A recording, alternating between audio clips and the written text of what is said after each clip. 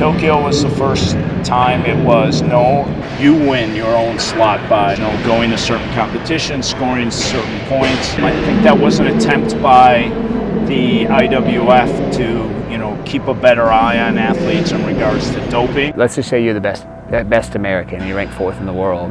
And so in theory, all right, you're good for a little while, but you got to watch every competition because you might become 5th in the world, you might become 6th in the world, or an American might show up and all of a sudden they're 4th in the world and you're not on the list anymore. It's only one per country.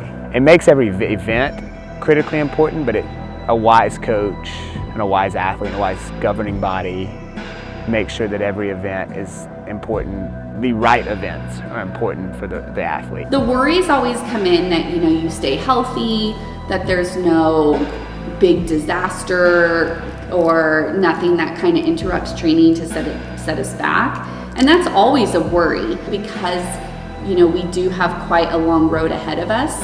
And so smart training is always the best training. Of course it is a worry. If you say, what are you worried about? Of course you wouldn't say injury, right? Or setbacks.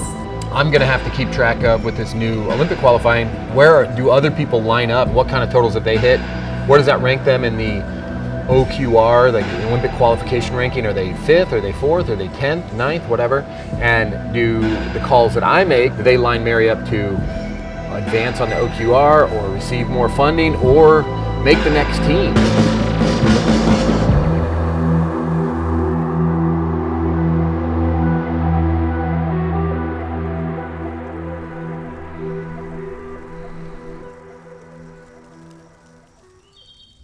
If you've been there before and have proven yourself, what would a second run mean? I feel like if you asked me that question pre-Tokyo, I'd be like, oh, it'd be so cool, it'd be so nice, like whatever. But I feel like at this point, after everything that happened in Tokyo, it's more like redemption. Like I would be so satisfied just making one Olympics. But then I went to Tokyo and I had my worst nightmare. So everything surrounding Tokyo was a bit chaotic. And then COVID, obviously, it getting pushed back a year. And then we were only allowed to be there for 4 days. So like everything that kept happening, it was like bummer after bummer after bummer. The night before I competed was the 76 session, which in my head I was like, oh, fuck. Like that was the one I coulda, shoulda, like all the coulda, shoulda, wouldas, which I know better than that. But it was really hard for me to kind of keep that out of my head. Fuck, like I could have had like a mediocre day and gotten a medal. And that was before I even knew what my performance was gonna be. I knew I could get a medal as an 87. It was gonna be way more difficult. But then I think seeing the 76s and seeing like, if I just went and just like made a couple lifts, I would be on the medal stand. If I had my best day ever, like who knows what color I would have had. And I think that affected me more than I thought it would. But then I was like, because sometimes I get really nervous, but once I start moving the bar, it kind of settles. Like I'm like, okay, I'm in control. I know what I'm doing, whatever. So I just kept thinking that's gonna happen. It was actually going decently well. Like my lifts were pretty good, which I only really remember snatches. So, and I missed my last snatch warm up, which was 106. But it was like a silly miss. And Amy was like, okay, you wanna go out there? And I was like, yeah, sure, like whatever. And like, they were like pacing, changing the cars, doing whatever. And I was like, why are you so stressed?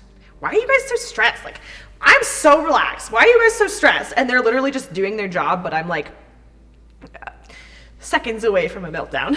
And so I did my opener. I felt like I made it by the hairs on my chinny chin chin. I don't remember what it felt like. Just remember it felt sus. Missed my second. And my second, I like knew I was gonna miss it right off the floor because I was just like, that's when like I started to lose body awareness. So I was pulling and I was like, I don't know what's happening. They made the decision to go up to 12, which I did not feel a fucking thing. So, but I remember like it being over my head. I was like, nice.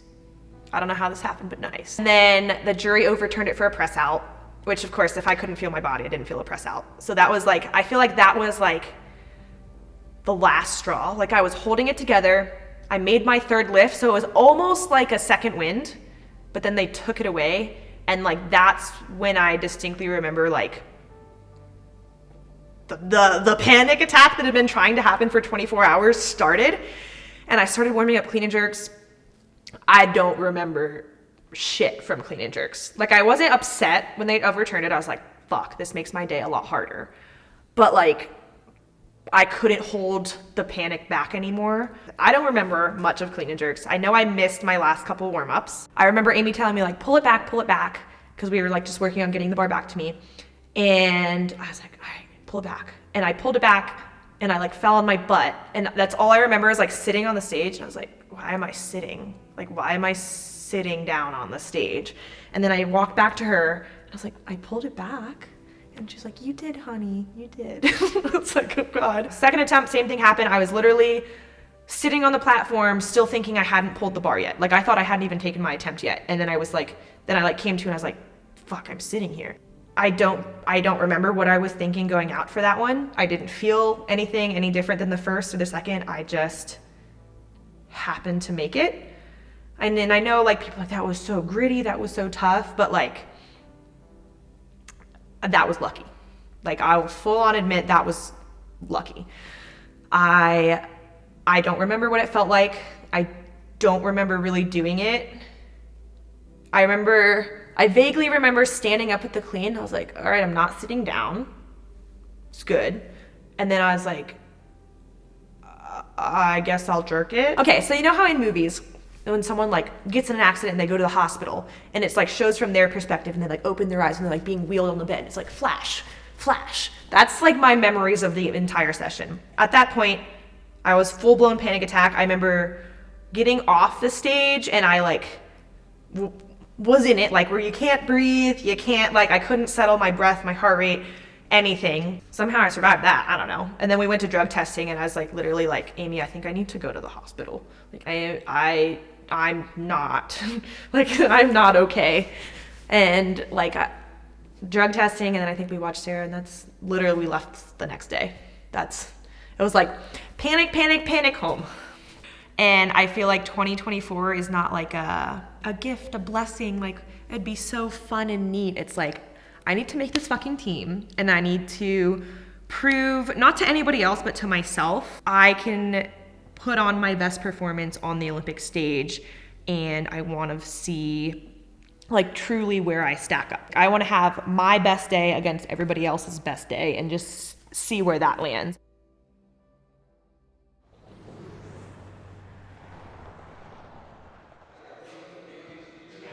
And would it be worth it? All the time and the pain. I mean, not to like backtrack and talk about like the Tokyo qualification, but I do think Tokyo and how we qualified for that was a huge advantage for me as a young lifter, because I had relatively a lot of time to build on my qualification and, you know, catch people that I needed to catch. Now it's more just like you got to be the top dog, and there's no intricate games as much as it was last time. I kind of got really lucky in that last quad, it really favored the younger, less experienced lifters, because my body could handle doing all those competitions. And now it's like I just have to do one really, really good total and I could be set. So I'm really looking forward to that, and I think it gives us a lot of opportunity to like properly peak and really make the most out of training cycles. And I feel like last quad, it was much more like deal with it, like figure it out, and you might not be in the best shape of your life, but you have to be consistent. So I really like that. Yeah, we do have to show up to these competitions, but it's not do or die 6 times, you know, like now it's just like you have a lot of shots to do really good, which I like. So I think this quad favors the more experienced lifters, because essentially I feel like whoever's the best is truly going to go. That's a competition in and of itself, is knowing the game and knowing how the points work, and the Roby system was insane. I really do like that this is more black and white. The only thing I don't like about it is like someone could make a total this year at Worlds and essentially qualify and then basically not really do anything, and they could be awful by the time Paris rolls around. I was thinking about that. I don't think it's a realistic possibility, but it's something that could happen, and I do think it's a flaw in the system, but I honestly don't think we'll see much of that, because why would you stop trying if you're going to go to the Olympics, I guess. So, no. I don't love like being in pain, you know. It's not my favorite part of weightlifting. My favorite part of weightlifting is winning and doing things I've never done before. So training is just part of that. We're gonna go get a tattoo a year later, but it still means a lot. I feel like I always did athletics growing up. I did gymnastics as a toddler, and then I always did school sports, so I did volleyball, track, basketball, but I did those throughout middle school, and then in high school I found competitive cheerleading.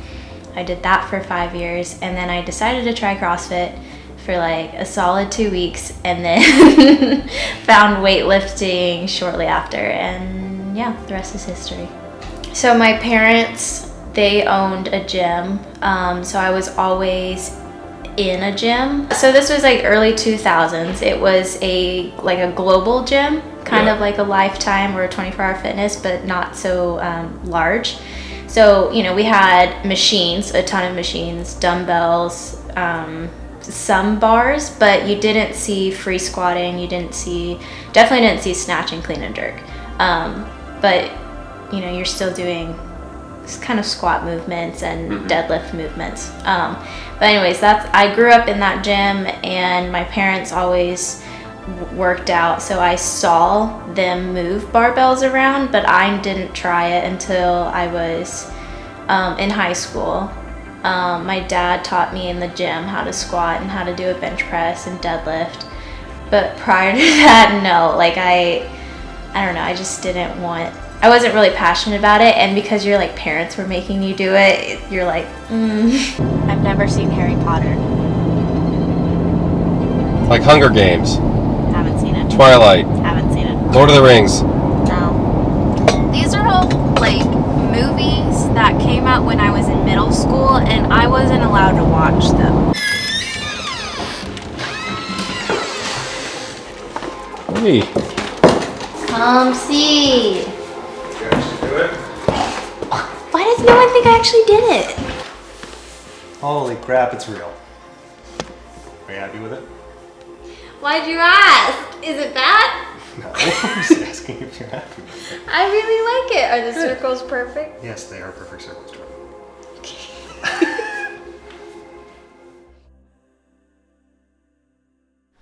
So what is it, a 3-bedroom, right? Yeah, it's 2 bedrooms upstairs. Why would you uproot your whole life to move to a small town in Indiana? Pretty spacious. Yeah. Garage. Same floor. So I had a little short list of coaches I was interested in, and Will was the first one that I really dove deep into a conversation, and I just had a really good feeling. I went through the recruiting process when I was in college for track. I kind of knew the questions to ask, what I was looking for, and Will pretty much hit all those marks, and so I just went with my gut. I'm older now than I was when I picked a college. Like, I felt like I knew what I was doing, and that's what I ended up with. So I love coming down here. I love Bloomington. We make it work remotely, but I love coming down here, training with people in a gym, like with even regular people around, right? I do love coming down here, and I typically train pretty well down here, so. The United States is pretty unique. They, a number of years ago, went to a centralized leadership, decentralized training model, where they used to have an Olympic training center and a head national team coach, and that was the way it was for 20 plus years. And I think around the 2016 Olympics, they decided to go with this decentralized training model. And so it really prioritized the individual coach. So the individual coach, or the personal coach, is the person who's with them in training nearly every day. So with Team USA, there's a director of coaching, Mike Gattone, and then a technical director, Piros Dimas, and they will be at every international meet. But ultimately, the person who gets to make the calls when it comes down to it is the personal coach. So in Mary's case, at an international meet, I get to pick the attempts, obviously taking input from Mike and Piros and their incredible experience, but taking that input and then making the decisions for Mary for the best outcome, but with kind of 3 heads as one, at the end of the day. It's up to the athlete, the personal coach, to play the circuit correctly, do the qualifying correctly, have the athlete in shape when they should be in shape, and win the slot themselves. Good evening, ladies and gentlemen, and welcome to the 2022 National Championships here in magnificent Las Vegas, Nevada. Over the last 9 days, we've gotten to see the best lifters in the United States. In our 71 kilo weight category, Olivia Reeves put on a clinic in the Junior Championships. She opened at 104, hit a new PR at 108, and is rapidly closing in on Kate Nye's American Junior record of 112 with her third attempt at 110 kilos.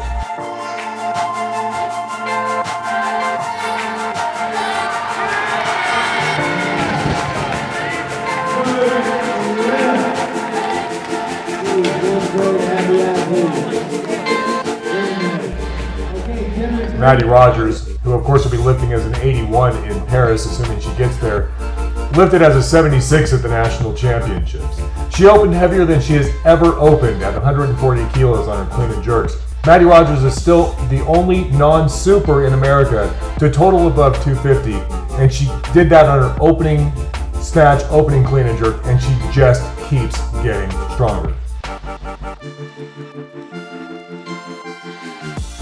All right, ladies and gentlemen, here we go. The showdown between Mary Tyson Lappin and Sarah Robles for the heavyweight championship. We're going to see Mary here opening at 116 kilos for her opening attempt. She knows she's got to try and keep up with Sarah in the snatch, as Sarah usually will outsnatch her by 5 to 7 kilos. She hits that 116 on her opening attempt, and we'll sit down for 2 minutes to see what she takes for her second attempt. There you go.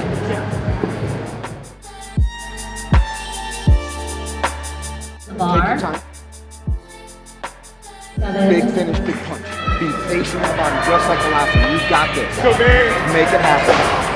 And here comes Mary Tyson Lappin out for her second attempt at 119 kilos. Sarah Robles yet to open. And that's a no lift for Mary Tyson Lappin at 119. Put 2 minutes on the clock for Mary Tyson Lappin to come back and hit that, or maybe she's going to actually go up and force Sarah out to come out and take her opening attempt.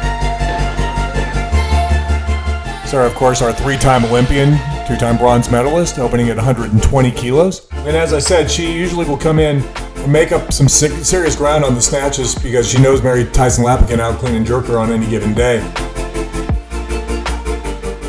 Oh, she's losing this behind her. That's actually only the second snatch opener that Sarah Robles has ever missed. Sarah uniquely diligent in making her opening attempts on her snatches. We're going to see her here come out for her second attempt at 120 kilos.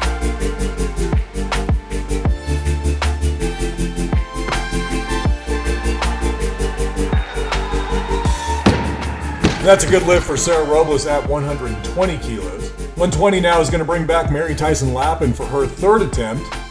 Successful on 116 on her opener, so she's currently sitting with a 4 kilo deficit. But of course can make up that ground in the clean and jerks. That's why this is such an interesting competition between these two remarkable athletes. So here we go, third attempt, Mary Tyson Lappin, 120 kilos, successful on her opener at 115 or 116, missed her second attempt at 119.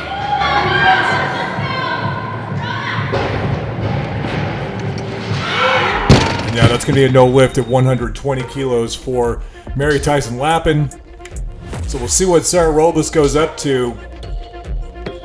Sarah looking to extend her snatch lead.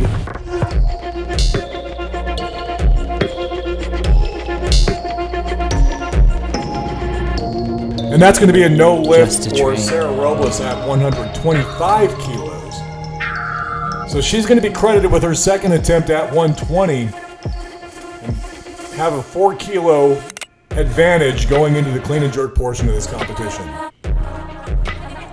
Weightlifting is so small that at these national competitions, the novice and the elite often cross paths and compete alongside each other. And we return to our competition between Mary Tyson Lappin and Sarah Robles for the heavyweight championship here. Sarah leading by 4 kilos after the snatch portion of the competition. She's going to open up her account on the clean and jerks at 150. Sarah's certainly capable of this. She's done a 162 kilos clean and jerk.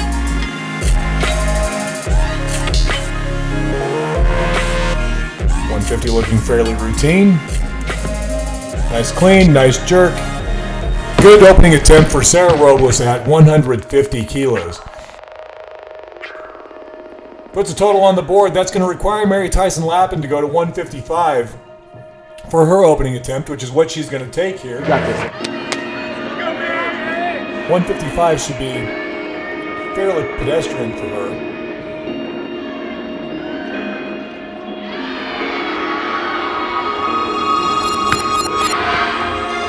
Yeah, nice easy clean, nice easy jerk for Mary Tyson Lappin at 155 kilos to put herself into the lead here at the clean and jerk portion of the competition. Sarah Robles out for her second attempt at 155. Of course, if Sarah hits this 155, she'll put herself back in a 4-kilo lead. Nice clean for Sarah. Oh, a little out front. No lift for Sarah Robles at 155 kilos. See what she's going to do. She's going to take this lift again. That's going to be 155. Third attempt. Sarah Robles.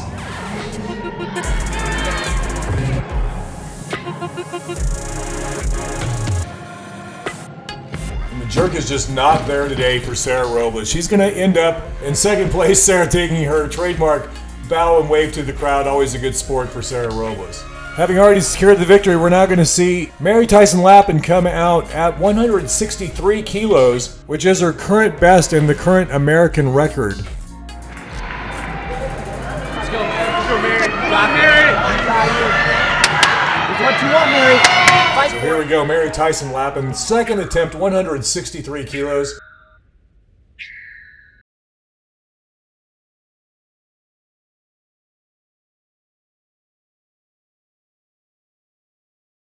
And oh my God.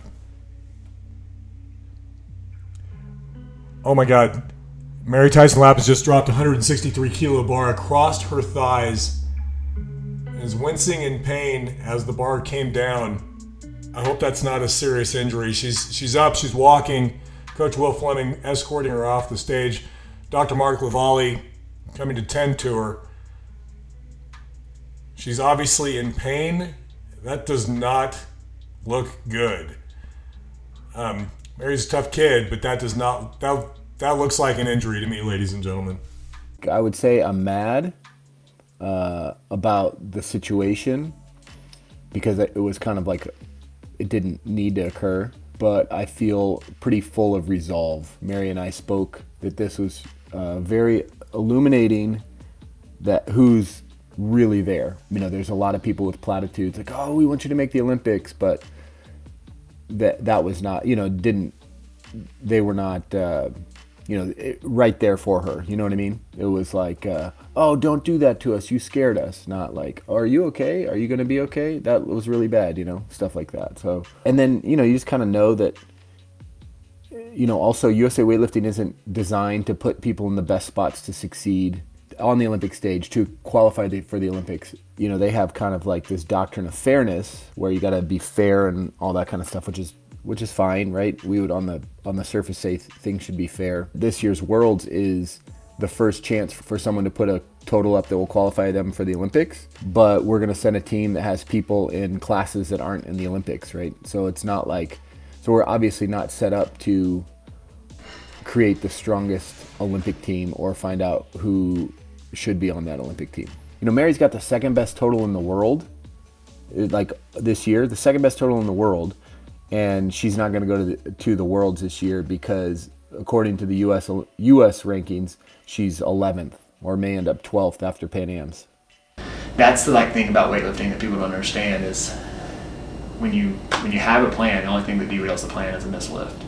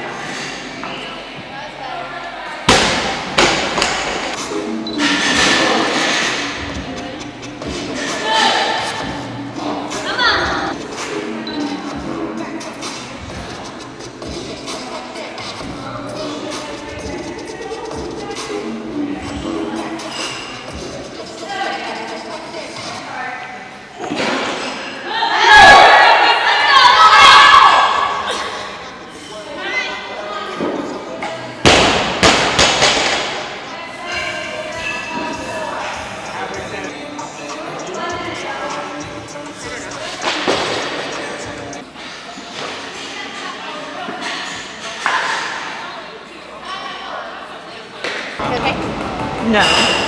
You will be. We'll see. You will be. It reminds me of how my left knee felt when my meniscus. Can you explain to me what maybe just happened? With who?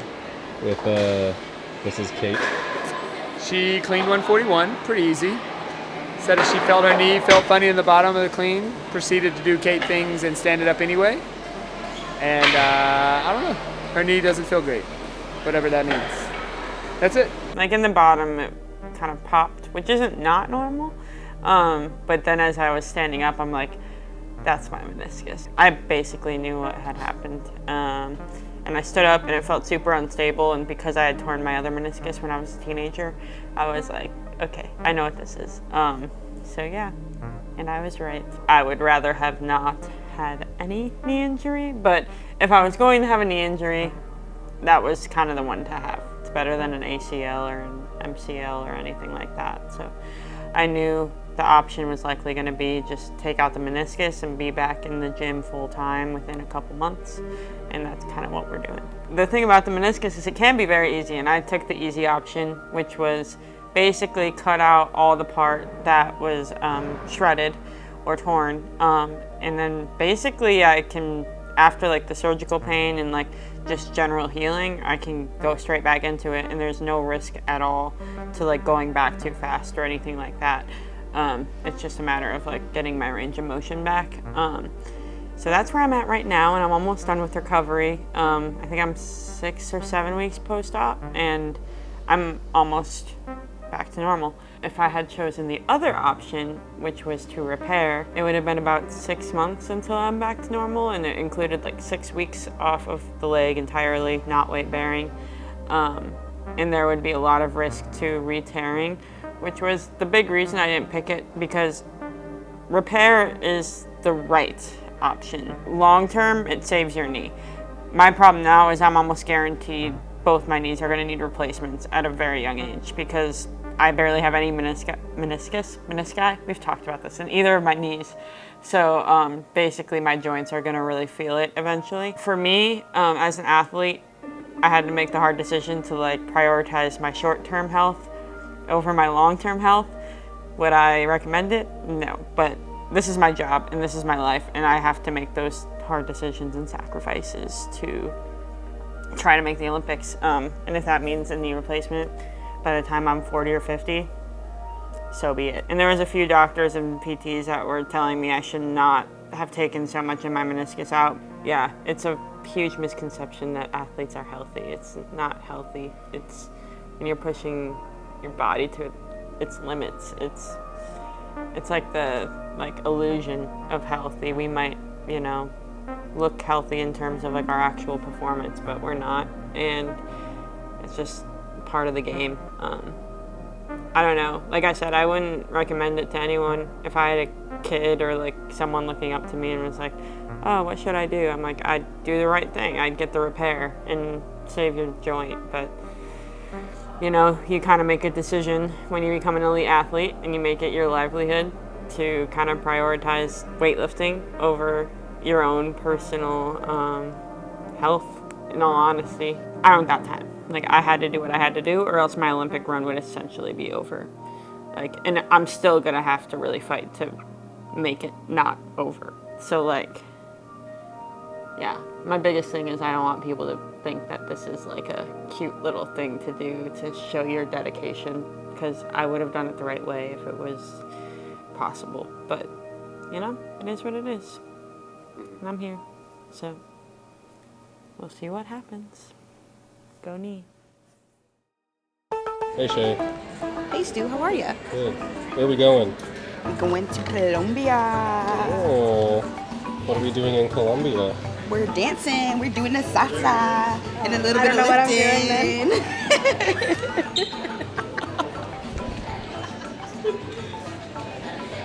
They're so embarrassing. I don't know them.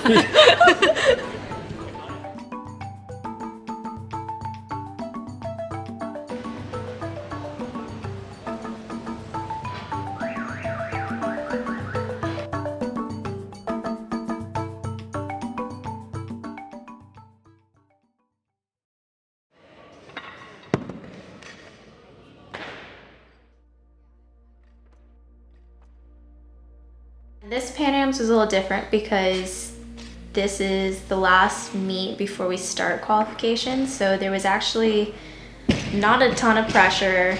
There wasn't like a clear goal. Like I had a goal for my overall progression, but it wasn't like you have to hit this or this isn't happening. My world spot was pretty solidified at that point. So I didn't have too much pressure going into that meet.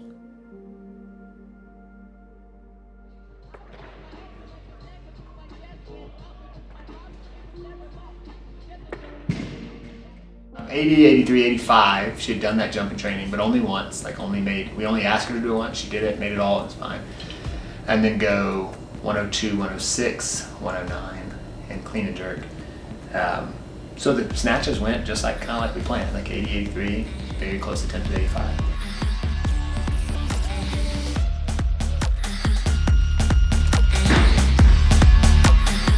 It's this weird balance of like, I care about that athlete, I want to see him be successful, but also I want to win.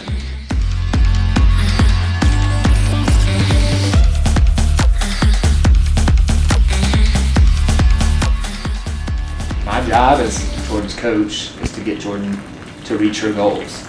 And her goals are to be the number 149 in the country.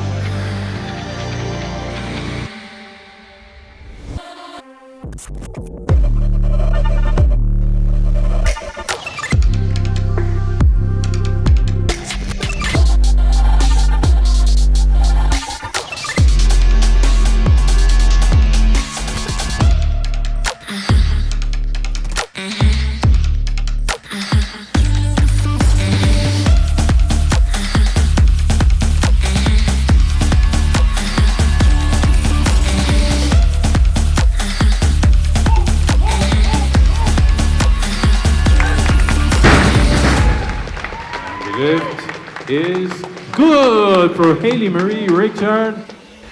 Did you learn anything about Jordan at this competition that you didn't already know? I think I've always known she's human, but like it's cool. She's like a full-grown adult now. Like when we started the last run, she was coming out of those junior years. Like our first meet together was her last junior worlds. So she was coming out of those junior years, like, and just picking off people in front of her. What I've learned here is like this is going to be a very different challenge because she's A, an Olympian, B, full-grown adult with full-grown adult things like house and dog. Like there's real full-grown adults. So like it's just a different manner of approach to competition and training and stress. It's much more cooperative. Yeah. I think. Like this time around will be way more cooperative. Like she's a really freaking smart athlete. Like maybe the smartest that I've ever been around. And so to treat her like she's a 19 or 20-year-old junior is to take away maybe one of her strongest strengths. Instead, like to cooperate and collaborate together as we build this like next 18 months is going to be the only way, for sure. Pumped about it though. Wouldn't want to do it with any other athlete. Did you learn anything about Haley?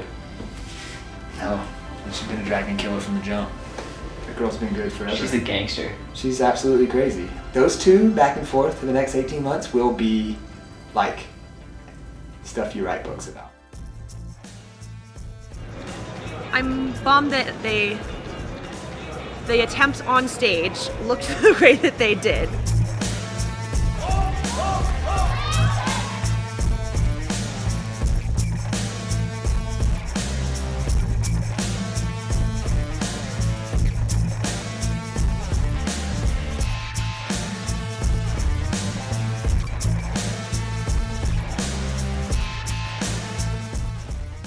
the back platform I was on was really like uneven.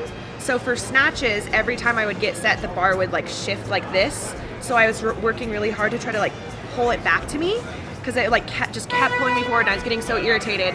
And so I like couldn't find my legs and my push. And then for clean and jerks, they put me on a different platform where I didn't have to do that, but I was still like, I'd spent 20 snatches pulling it back and making sure I was pulling it back. So my start for my clean was like way off, and I kept like getting too far behind the bar, because I was just like trying to pull everything back because I was used to it rolling away. And then the first attempt on stage was the first one where I was like, oh, what was I doing this entire time?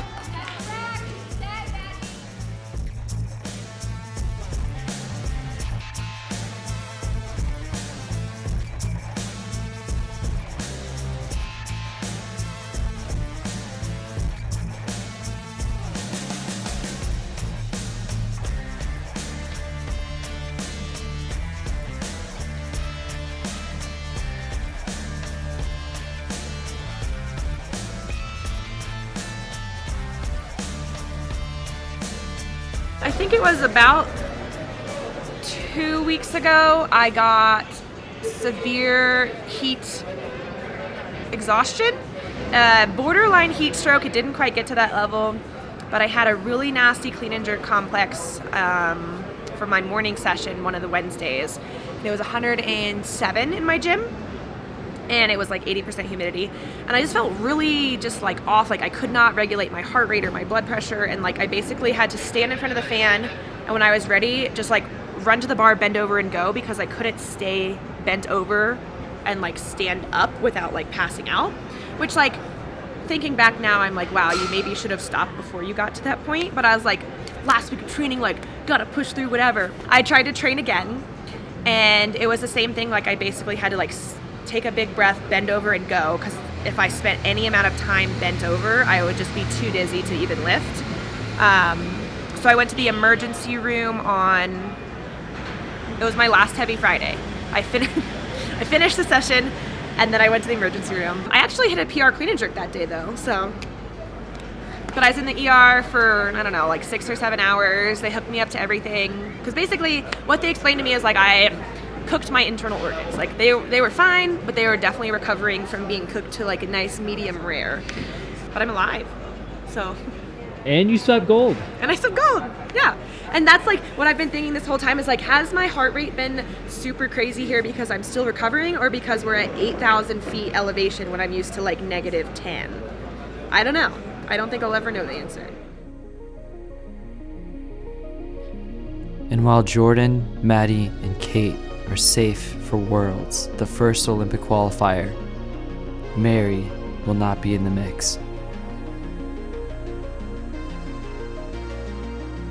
Her opportunities will have to come later.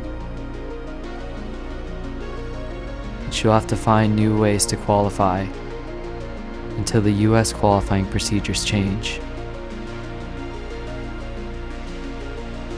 For now, the 3-time Olympian Sarah Robles will have her spot on the world team. And now the game begins.